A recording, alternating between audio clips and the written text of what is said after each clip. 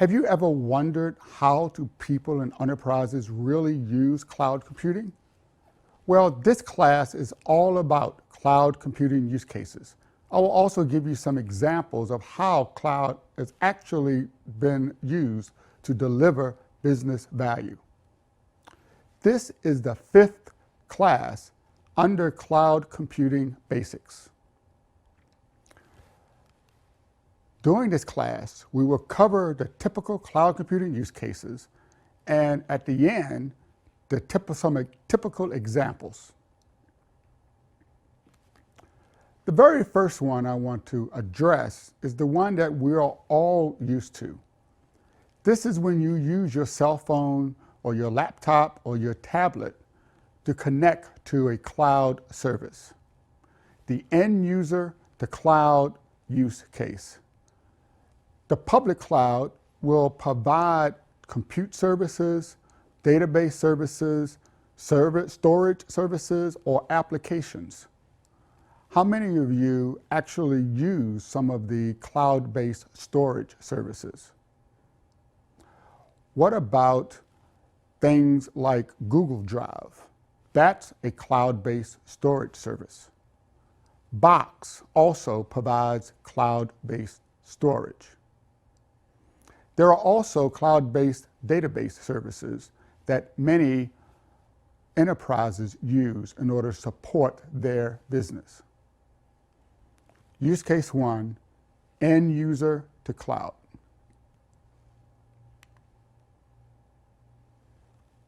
The next use case, enterprise to cloud to end user, is a typical use case for the enterprise.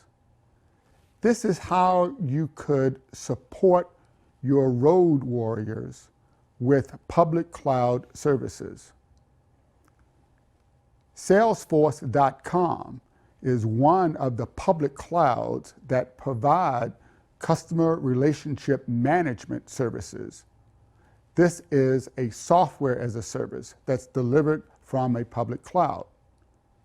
Many enterprises use Salesforce.com to support their salespeople while they're out in the field. So in this use case, the salesperson can connect to the public cloud instance of Salesforce, for example, to access the information that the enterprise uses for managing their sales process. Use case 2, enterprise to cloud to end user. Use case number 3, enterprise to cloud, also known as cloud bursting. This use case covers a need to extend your enterprise IT infrastructure during high-use short-term periods. Typically, end-of-year processing, for example, or maybe tax processing, which occurs once a year for a relatively short time. In cloud bursting, an enterprise will use compatible IT resources from a cloud service provider to avoid the capital expense of buying more servers or software licensing.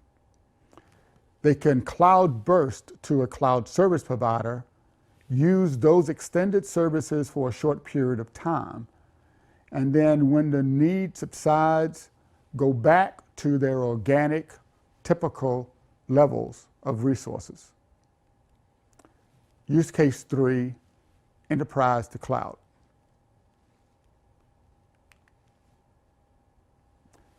This next use case supports the business ecosystem of an organization. Here, 2 enterprises which work together or collaborate leverage services from a public cloud in order to maintain consistency across their data and applications.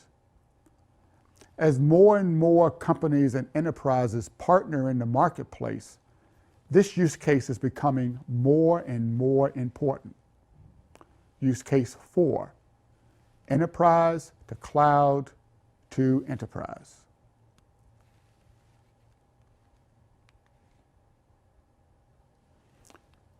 This 5th case, private cloud, is really when an enterprise leverages cloud approaches and technologies across their own organic IT platform.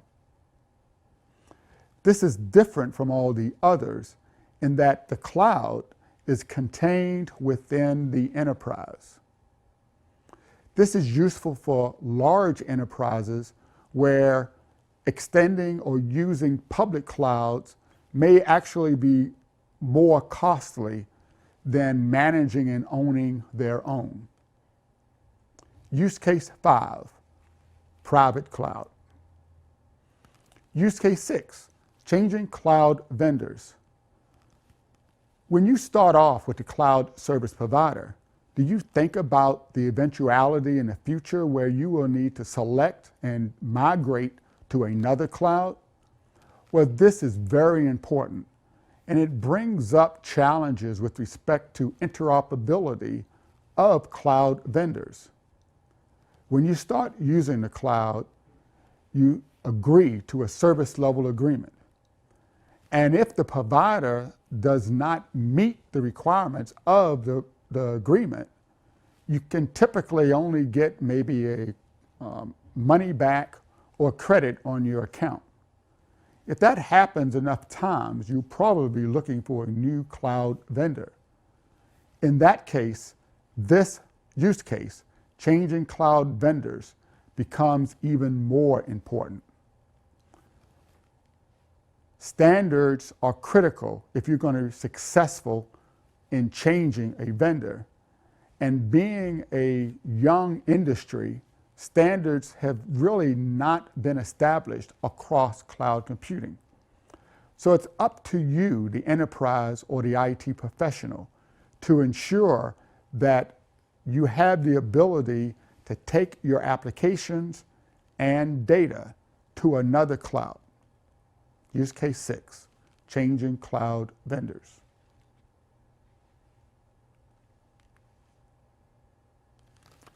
Hybrid cloud, use case 7. This is when an enterprise may use its own private cloud with a public cloud, use 2 or more public clouds, or even leverage a community cloud where they're working with other organizations with similar governance requirements in delivering cloud-based services. Hybrid cloud use case involves multiple clouds working together. You need to look at the federation of applications, of data, and of access to all of the clouds. Use case 7, the hybrid cloud. When looking at these different use cases, it's also important to understand the specific business process that's being supported. For instance, if the company needs to reduce time in processing payroll, they want to reduce the cost of hardware or software, and maybe they need elasticity for future expansion, a payroll processing can be delivered from the cloud. These requirements typically leverage infrastructure as a service for virtual machines and cloud storage. In logistics and project management, you can also improve processing time, eliminate manual tasks, and streamline your environment for supporting logistics or project management requirements by using a platform as a service or cloud storage. The applicable use case in this scenario is the enterprise to cloud to end user. Central governments are transitioning to cloud and leveraging infrastructure as a service and platform as a service. both in public and private clouds. This consolidates the IT expertise required, and it reduces the cost associated with hardware. Local governments can do this as well, where municipalities, counties, and regions actually merge their requirements in order to leverage a hybrid cloud platform. These are also known as community clouds. One final scenario is data processing, using cloud computing to process big data, understanding your social media footprint. These things can be done using infrastructure as a service and cloud storage in the enterprise to cloud to end user use case. Some examples of success using cloud computing include Animoto. Have you ever wanted to take your home pictures and create a music video? Where Animoto uses RightScale infrastructure as a service as their cloud infrastructure partner. There's a famous story where Animoto had an application that went viral on Facebook. And in 5 days, they had to scale from 25,000 users to over 700,000 users. Let's say you were in a typical enterprise and you had built and designed your data center to support 25,000 users. Somebody walked in and said, hey, tomorrow we're going to have 100 users. How long would it take for you to order the hardware, install the hardware and software, and get the staff to support a 4-fold increase in your customer demand? Even if you had the money, you wouldn't have enough time to go get this requirement through your procurement organization. Even if you did that, it would take time to physically transfer the hardware from your vendor to your loading dock. It would be impossible for you to do it in 5 days. Animoto was able to do it using a cloud infrastructure as a service model. But more importantly, after that 5 days, they were able to get rid of their overhead by just flipping the switch, as opposed to buying servers and then having them on the data center floor gathering dust. A second example is the New York Times. They used simple storage service from Amazon for a data-intensive project of converting 11 million articles and making them available on its website. They scanned the stories as TIFF files, uploading them to S3 with over 4 terabytes of storage, and then actually process them via a PDF conversion app, converting this 4 terabytes of data into 1.5 terabytes of PDF files. They used 100 Linux computers over a 24-hour period, and it cost them only $240. How much would you think it would cost for New York Times to actually buy the infrastructure to support 4 terabytes of data?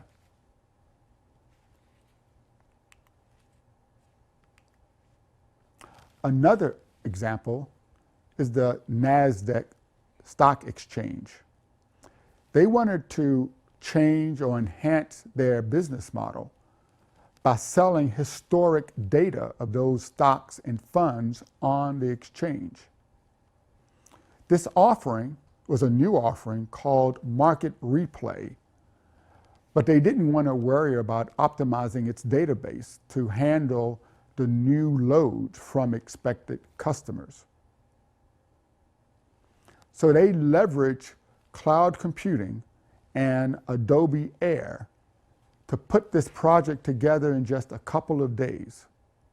And they put all these flat files into Amazon.com.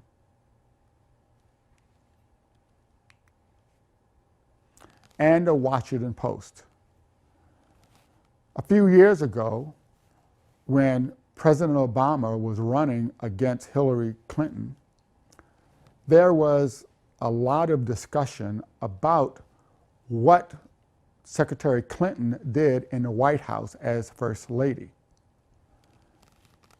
Via a Freedom of Information Act request, the Washington Post were able to get access to a lot of White House files.